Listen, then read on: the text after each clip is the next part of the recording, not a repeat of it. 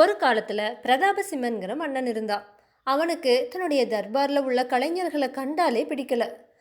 அவங்களால நாட்டுக்கு எந்தவித நன்மையுமே இல்லைன்னு நினைச்சு அவங்கள எப்படி வேலையிலிருந்து நீக்குவதுன்னு மந்திரி கிட்ட யோசனை கேட்டான்.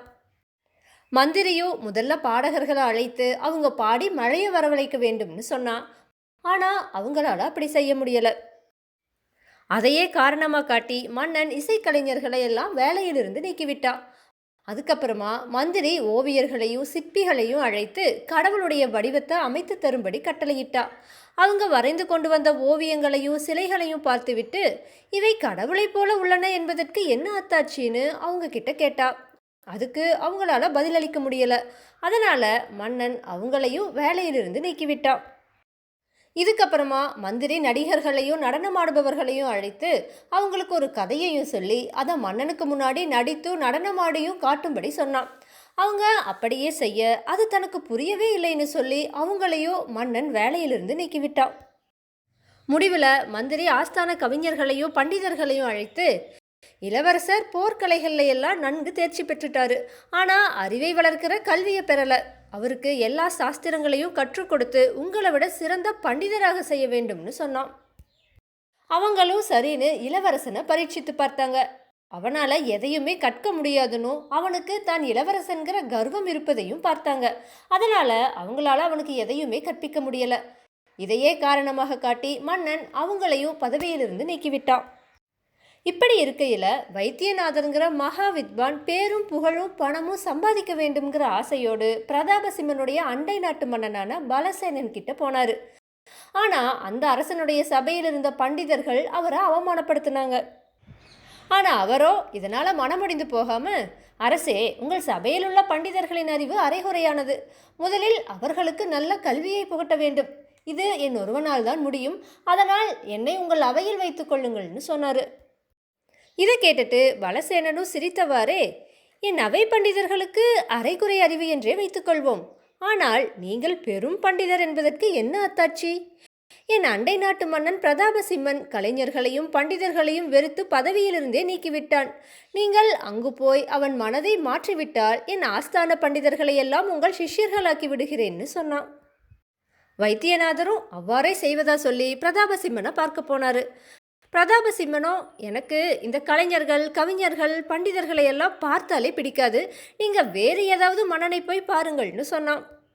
இதை கேட்ட வைத்தியநாதரோ, அரசே, நான் கவிஞனும் பண்டிதரும் மட்டுமல்ல, சகல கலா வல்லவன் என பாராட்டி எவ்வளவோ மன்னர்கள் என்னை தம் தர்பாரில் வைத்துக் கொள்வதாக சொன்னார்கள். ஆனால் எனக்கென்னவோ உங்கள் தர்பாரில் இருக்க வேண்டும் என்று ஆசையாக இருக்கிறதுன்னு சொன்னாரு. அதை கேட்ட பிரதாபசிம்மனோ, அப்படி அவ்வளவு அரசர்களையும் விட்டுவிட்டு என்னிடம் நீங்கள் வந்தீர்கள் என்றால் என்னிடம் ஏதோ சிறப்பு இருப்பதால் தானேன்னு கேட்டான். வைத்தியநாதர் அதுக்கு, அரசே, நீங்கள் அவதார புருஷர். அதனால்தான் உங்களுக்கு கலைஞர்களும் பண்டிதர்களும் அட்டமாக தோன்றுகிறார்கள்னு சொன்னாரு. அதை கேட்ட மன்னன், ஓஹோ, என்னுடைய சிறப்புகளை நான் சரியாக உணரவில்லைன்னு சொன்னான். வைத்தியநாதருடனே, உங்களது ஆட்சியில் நாடு செழிப்பாக உள்ளது. உரிய காலத்தில் மழை பெய்கிறது, பயிர்கள் நன்கு விளைகின்றன. அதனால்தான் மிகச்சிறந்த பாடகர்கள் பாடினாலும் மழை பெய்யவில்லை.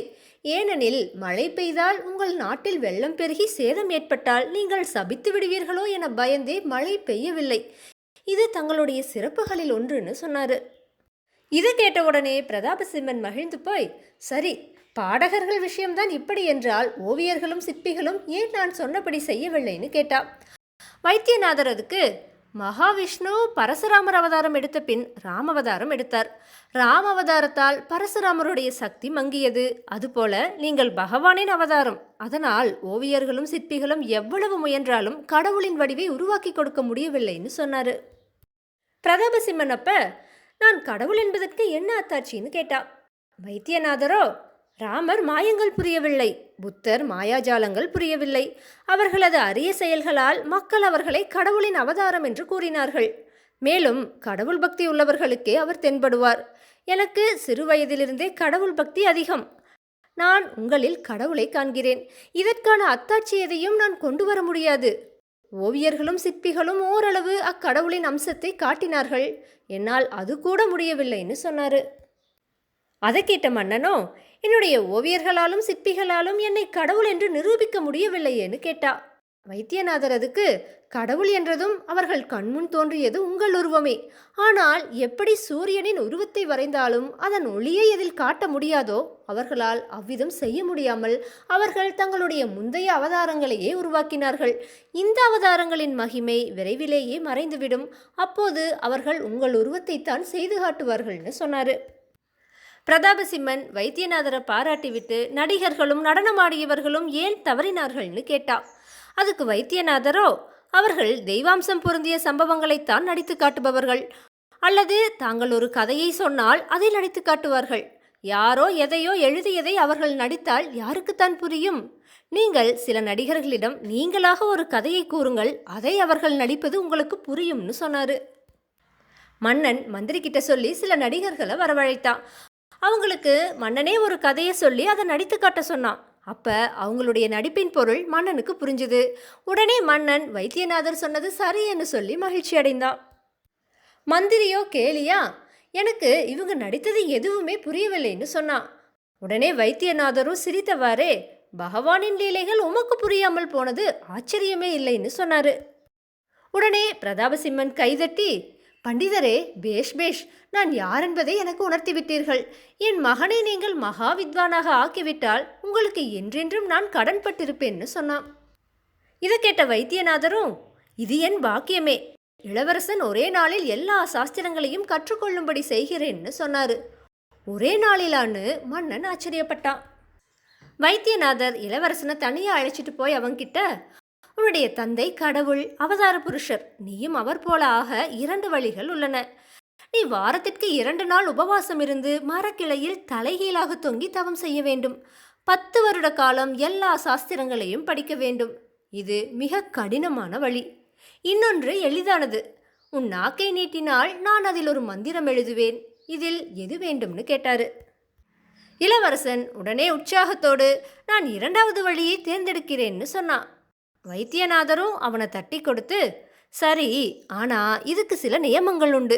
நான் உன் நாக்கில் அந்த மந்திரத்தை எழுத வேண்டுமானால் நீ உன் கோபத்தை விட்டுவிட வேண்டும், அமைதியுடன் இருக்க வேண்டும். உன்னை விட பெரியவர் யாரை கண்டாலும் மரியாதையுடன் வணங்க வேண்டும். உன்னை விட சிறியவர்களிடம் அன்புடன் பழக வேண்டும். உனக்கே எல்லாம் தெரிந்திருந்த போதிலும் நீ பிறர் யோசனையை கேட்டு நடக்க வேண்டும். எப்போதும் சிரித்துக்கொண்டே இருக்க வேண்டும். இதையெல்லாம் செய்தால்தான் என்னுடைய மந்திரம் பலிக்கும். இவற்றை செய்யாவிட்டால் அந்த மந்திரம் பூதமாக மாறி உனக்கு தொல்லைகளை கொடுத்து கொண்டே இருக்கும்னு சொன்னாரு. இதை கேட்ட இளவரசனோ, நீங்கள் கூறியபடியே செய்கிறேன், நீங்கள் மந்திரத்தை என் நாக்கில் எழுதுங்கள்னு சொன்னான். வைத்தியநாதரும் அவனுடைய நாக்கில் மந்திரத்தை எழுதிவிட்டு மன்னன் கிட்ட போய், இளவரசர் எதையும் சட்டென புரிந்து கொள்கிறார். நான் எதிர்பார்த்ததை விட வெகு விரைவிலேயே எல்லா சாஸ்திரங்களையும் கற்றுக்கொண்டு விட்டார்னு சொன்னாரு. இதை கேட்ட பிரதாபசிம்மனோ, அப்படியா, அதற்கு என்ன அத்தாட்சின்னு கேட்டா. வைத்தியநாதரோ, நன்கு படித்தவர்களை அவர்களுடைய பேச்சிலிருந்தும் நடத்தையிலிருந்தும் புரிந்து கொள்ளலாம். இப்போது முதலே இளவரசரை நன்கு கவனித்து பாருங்கள்னு சொன்னாரு. மன்னனும் 1 வார காலமாக தன் மகனுடைய பேச்சையும் நடத்தைகளையும் கவனிக்க தொடங்கினான். அதில் நல்ல மாற்றம் ஏற்பட்டதை பார்த்து வைத்தியநாதரை பாராட்டி அவரை தன்னுடைய அவையிலேயே இருக்கும்படி வேண்டுனான். ஆனால் வைத்தியநாதரோ அதற்கு சம்மதிக்காம தன் பிரதாபசிம்மனுடைய புகழ நாடெங்கும் பரப்புவதா கூறி விடை பெற்று கொண்டாரு. பிரதாபசிம்மனும் மகிழ்ந்து போய் ஏராளமான பரிசுகளையும் பணத்தையும் கொடுத்து அனுப்புனான். வைத்தியநாதர் சில நாட்களுக்கு அப்புறமா பலசேனனுடைய தர்பாருக்கு போய் அங்கு அரசாங்க பண்டிதர் பதவியை ஏற்றாரு. வேதாளம் இந்த கதையை விக்ரமாதித்தன் கிட்ட சொல்லி, மன்னனே, வைத்தியநாதர் தம் திறமையை பிரதாபசிம்மனிடம் வெளிப்படுத்திய போதிலும் அவனது அவையில் பண்டிதர் பதவியை ஏற்காமல் எதற்காக பலசேனனின் அவை பண்டிதராக ஆனார்? என்னுடைய இந்த கேள்விக்கு சரியான விடை தெரிந்திருந்தும் நீ கூறாவிட்டால் உன்னுடைய தலை சுக்குநூறாக வெடித்து விடும்னு சொல்லுச்சு. இதை கேட்ட விக்ரமாதித்தன் வேதாளத்துக்கிட்ட, பிரதாபசிம்மன் சற்றும் அறிவில்லாதவன் என வைத்தியநாதர் கண்டுகொண்டார். அதனால் அவர் சாதுரியமாக பிரதாபசிம்மனிடம் பேசி கலைஞர்களிடமும் பண்டிதர்களிடமும் அவன் கௌரவமும் மரியாதையும் காட்டும்படி செய்தார். மாபெரும் பண்டிதரான வைத்தியநாதர் பிரதாபசிம்மனின் சபையில் பதவியேற்பது சரியல்ல. எனவே அவன் கொடுத்த பரிசுகளோடு பலசேனனிடம் சென்று பதவியேற்று பேரும் புகழும் பெற எண்ணினார்னு சொன்னான். விக்ரமாதித்தனோட இந்த சரியான பதிலால அவனுடைய மௌனம் கலைஞ்சுது. அவன் சுமந்து வந்த வேதாளம் உயர கிளம்பி போய் மறுபடியும் முருங்கை மரத்தில் ஏறிடுச்சு. தன்னோட முயற்சியில சற்றும் மனம் தளராத விக்ரமாதித்தன் மறுபடியும் முருங்கை மரத்துல ஏறி அதுல தொங்கிட்டு இருந்த வேதாளத்தை பிடிச்சு கீழே இறக்கி மீண்டும் நடக்க துவங்கினான்.